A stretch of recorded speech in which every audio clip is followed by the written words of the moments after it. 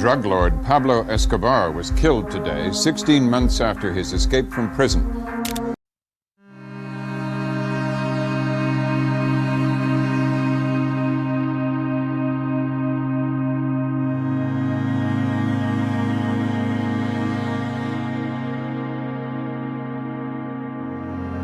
He started as a small-time criminal in Colombia and became one of the richest and most feared men on earth.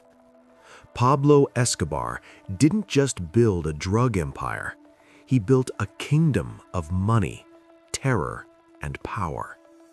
But how did one man become stronger than the state, and what finally brought him down? Pablo Escobar is one of the most infamous names in modern criminal history. He was not just a drug trafficker. He was a man who combined ambition, brutality, intelligence, and charisma to build one of the most powerful criminal empires the world had ever seen. His story is not only about cocaine and money. It is about power, fear, corruption, and the destruction of a nation.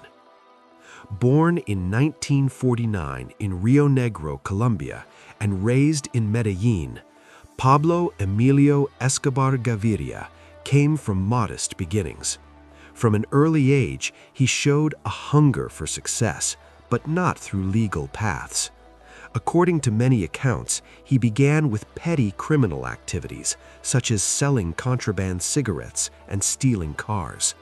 What set him apart was his ruthless determination and his willingness to do whatever it took to rise. In the 1970s, cocaine trafficking was becoming one of the most profitable illegal businesses in the world, especially because of growing demand in the United States.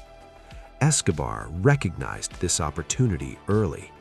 He was not the first man in the trade, but he was one of the smartest in scaling it. Alongside his partners, he helped build what became known as the Medellín Cartel, an organization that controlled a huge share of cocaine smuggling into the U.S. As the cartel expanded, Escobar became unimaginably rich. Some estimates claimed he earned tens of millions of dollars every week. The money came in so fast that much of it was reportedly damaged, lost, or eaten by rats while in storage. Stories even say the cartel spent thousands of dollars each month just on rubber bands to hold stacks of cash together. But money was never enough for Escobar. He wanted power. He worked hard to shape his public image in Colombia, presenting himself as a man of the people. He funded housing projects, built soccer fields, and gave aid to poor communities. In neighborhoods abandoned by the state, many saw him as a benefactor. Yet this generosity was also a strategy. He bought loyalty from the public, just as he bought loyalty from officials, police officers, and criminals. Escobar eventually entered politics and became an alternate member of Colombia's Congress. He wanted legitimacy and respect.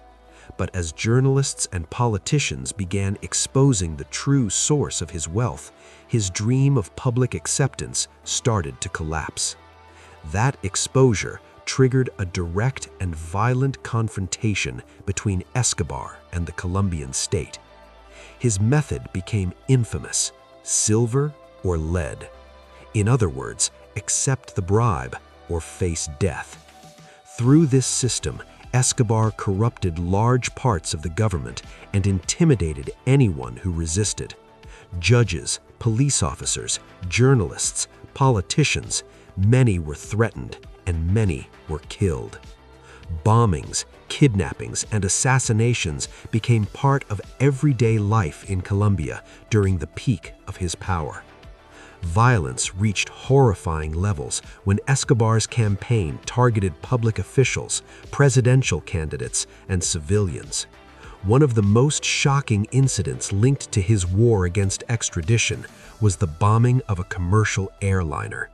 He was willing to cross any line to avoid being sent to the United States, where he believed imprisonment would destroy everything he had built. Yet Escobar remained a deeply contradictory figure. To many, he was a monster responsible for unimaginable suffering. To others, especially in poor areas, he was the only man who seemed to offer help when the government did not. That contradiction helped turn him into a legend, not because he deserved admiration, but because fear, money, and myth merged into one powerful image. In 1991, Escobar made a bizarre deal with the Colombian government. He agreed to surrender, but only under his own conditions. He was imprisoned in a custom-built facility known as La Cathedral. It looked less like a prison and more like a private compound, complete with comforts that ordinary prisoners could never imagine. Even from inside, he reportedly continued running parts of his criminal operation. Once the government realized that La Cathedral was not truly containing him, officials decided to move him to a regular prison. Escobar escaped before that could happen. What followed was one of the largest manhunts in Colombian history. Police, military units, intelligence services, and U.S. support all joined the search. He also faced enemies from rival groups and paramilitary forces who wanted him dead. After months of relentless pursuit, authorities finally tracked him down in Medellín in December 1993. On December 2nd, just one day after his birthday, Pablo Escobar was killed on a rooftop during a shootout. With his death, one of the bloodiest chapters in Colombian history came to an end. But his story did not disappear. To this day, Pablo Escobar remains the subject of documentaries, films, books, and television series. Some portray him as a criminal mastermind. Others focus on the devastation he caused.